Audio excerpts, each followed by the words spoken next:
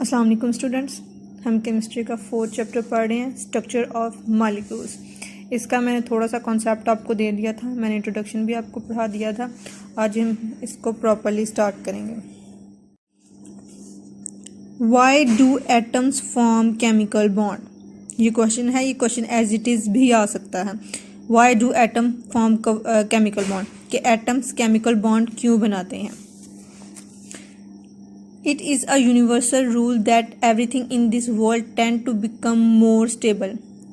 इसमें उसने कहा हुआ कि ये यूनिवर्स का रूल है कि हर चीज़ स्टेबिलिटी की तरफ जाती है। टेंड का मतलब है मूव करना, उसकी तरफ जाना, कि हर चीज़ स्टेबिलिटी की तरफ मूव करती है। Atoms achieve stability by attaining electronic configuration of noble gases. और एटम्स स्टेबिलिटी की तरफ कैसे जाते हैं? जब वो नोबल गैसेस की इलेक्ट्रॉनिक कॉन्फ़िगरेशन गेन कर लेते हैं, मतलब कि उनके आउटरमोस्ट शेल में 2 या 8 इलेक्ट्रॉन जब पूरे हो जाते हैं तो वो स्टेबल हो जाते हैं। हैविंग 2 और 8 electron in the valence shell is the sign of stability, कि एटम्स के लिए स्टेबिलिटी क्या है? जब उनके आउटरमोस्ट शेल में 2 या 8 इलेक्ट्रॉन्स मौजूद होंगे।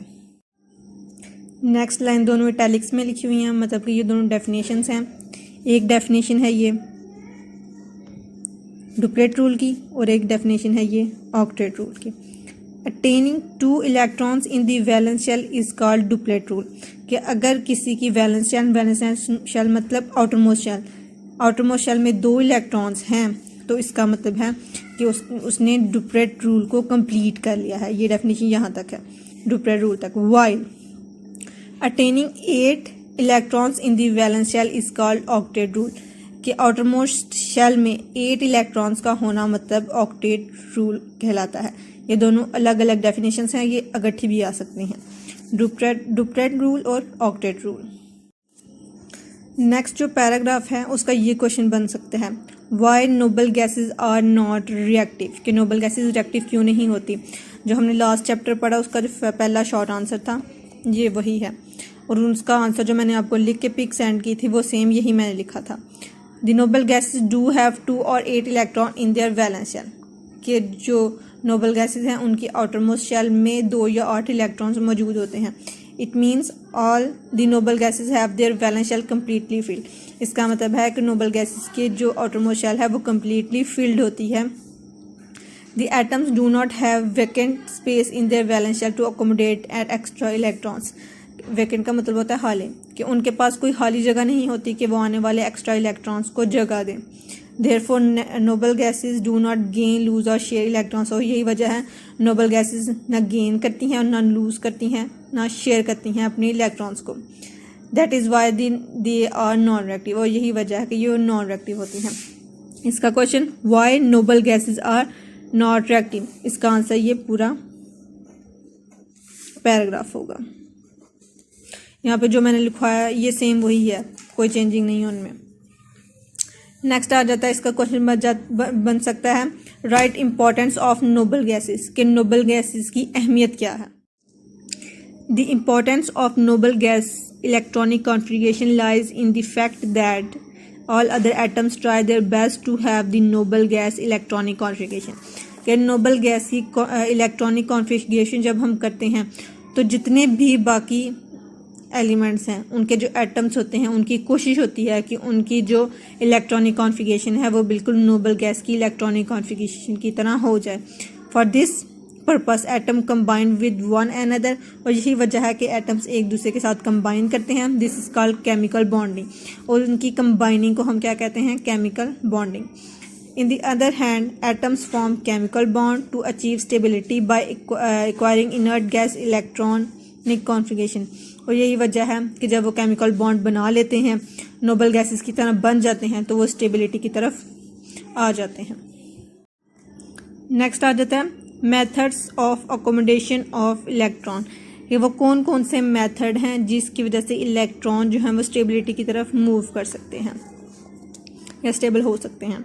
N atom can accommodate 8 electron in its valence shell in 3 ways, के इलेक्ट्रॉन हैं हाइड्रोजन और हीलियम को निकाल के, क्योंकि उनके आउटरमोस्ट शेल में सिर्फ 2 इलेक्ट्रॉन्स आ सकते हैं।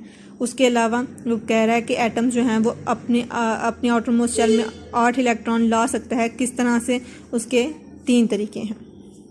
Number 1, by giving valence shell electrons if they are less than 3 to the other atoms। ये मैंने आपको बताया था कि अगर किसी की आउटर मोस्ट शेल में 3 से कम इलेक्ट्रॉन हैं, थोड़े इलेक्ट्रॉन्स हैं, तो जाहिर सी बात है वो ज़्यादा इलेक्ट्रॉन्स तो ले नहीं सकता।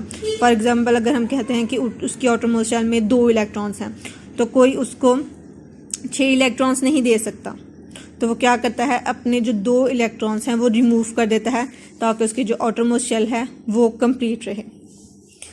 बाय नंबर सेकंड है bye gaining electron from other atoms if the valence shall have 5 और मोर इलेक्ट्रॉन्स इन इट, कि वो गेन भी कर सकता है, कुछ एलिमेंट्स हैं वो गेन भी कर सकते हैं कब, जब उसकी आउटर मोस्ट शेल में 5 से ज़्यादा इलेक्ट्रॉन्स होंगे। जाहिर सी बात है अब कोई 5 के 5 इलेक्ट्रॉन अपने लूज़ तो नहीं कर सकता, इसलिए वो क्या करता है कि कहीं दूसरे एटम से इलेक्ट्रॉन लेके अपने आउटर मोस्ट शेल कंप्लीट कर लेता है।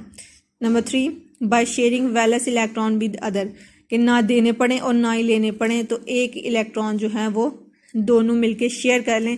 इस तरह उनके इन तीनों तरीक़ों से उनकी आउटर मोस्ट शेल में 8 इलेक्ट्रॉन पूरे हो जाएंगे और वो स्टेबिलिटी की तरफ आ जाएंगे।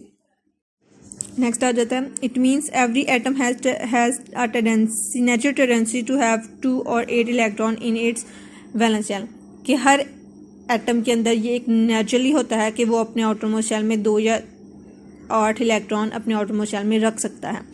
The atom having less than 2 और 8 electron in their valence shells are unstable, जिनके आउटर मोस्ट शेल में 2 या 8 से कम इलेक्ट्रॉन्स होते हैं वो अनस्टेबल होते हैं और उन्होंने स्टेबिलिटी की तरफ जाना होता है। नेक्स्ट आ जाता है now the question arises that how can we identify the way an atom reacts. Question वो पूछ रहा है कि हमें कैसे पता चलेगा कि जो एटम है वो किस तरह रिएक्ट करें, मतलब कि गेन करें, लूज करें या शेयरिंग करें।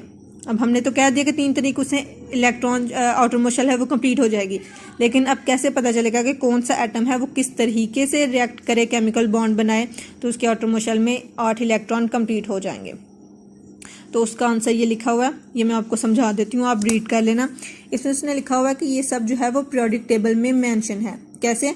अब फॉर एग्जांपल हम ग्रुप 1 ले लेते हैं, तो ग्रुप 1 के जो एलिमेंट्स हैं उनके आउटर मोस्ट शेल में 1 इलेक्ट्रॉन है, 1 इलेक्ट्रॉन है, इसका मतलब है कोई उनको 7 इलेक्ट्रॉन नहीं देगा, तो उनको अपना 1 इलेक्ट्रॉन लूज करना होगा। अगर हम ग्रुप 17 की बात करते हैं तो ग्रुप 17 का हमें पता है कि उसके आउटर मोस्ट शेल में 7 इलेक्ट्रॉन्स हैं, तो अब वो आउटर मोस्ट शेल कंप्लीट करने के उसको सिर्फ 1 इलेक्ट्रॉन की ज़रूरत है, तो अब वो अपने 7 इलेक्ट्रॉन किसी को नहीं देगा, वो कहीं से 1 इलेक्ट्रॉन अरेंज करेगा और हासिल कर लेगा।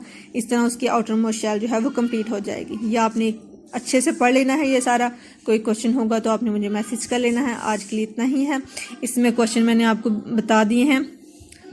ये एक है डुप्लेट रूल, ऑक्टेट रूल, ये दोनों डेफिनेशंस लिखी हुई हैं। उसके बाद why noble gases are not reactive, तो ये वाला paragraph, importance of noble gases, तो ये paragraph, methods to accommodate electrons, तो ये वाला पैराग्राफ, और ये जो क्वेश्चन इधर लिखा हुआ है इसका, ये सारा पैराग्राफ, ये इसके क्वेश्चंस हैं। और ये आपने अपनी कॉपीज उतार लेने हैं, अच्छे से समझ लेना है।